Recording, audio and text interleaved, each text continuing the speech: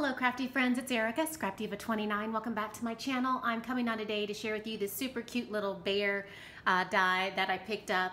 It looks like this, absolutely adorable. I put this little bear together. I made some girls and some boys, and I just wanted to come on quickly and share with you what this super cute bear looks like. This is the first one that I made, and I think she is absolutely adorable. What I did was I used this googly eye set that I picked up online, and it has the googly eyes with the eyelashes, which I love. And then what I did was I used my new favorite bow die from Pink and Maine, and then I created my own headband for the little bear. And how I did that was using this die right here from my stash.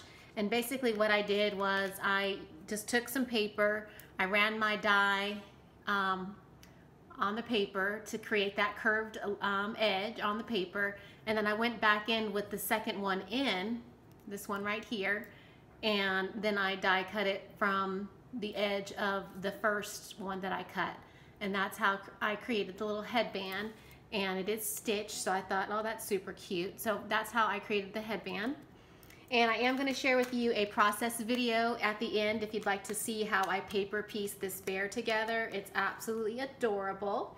Other things that I used was some distress ink around the edges of the bear.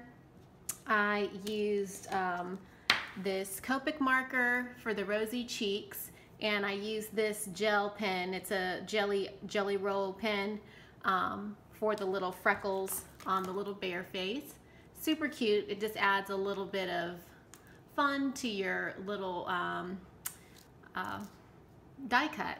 And then everything is layered with heavyweight chipboard, and it's distressed with the distress ink. I use this tea dye distress ink by Tim Holtz.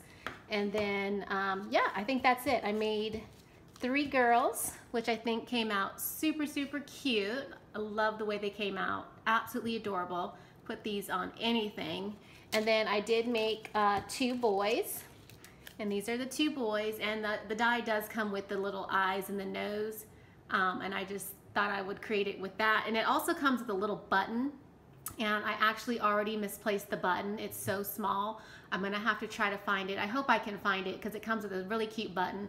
If not, I can add like a real button, and I think that would be extra cute.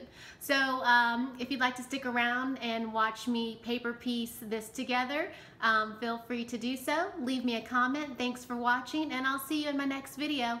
Bye for now.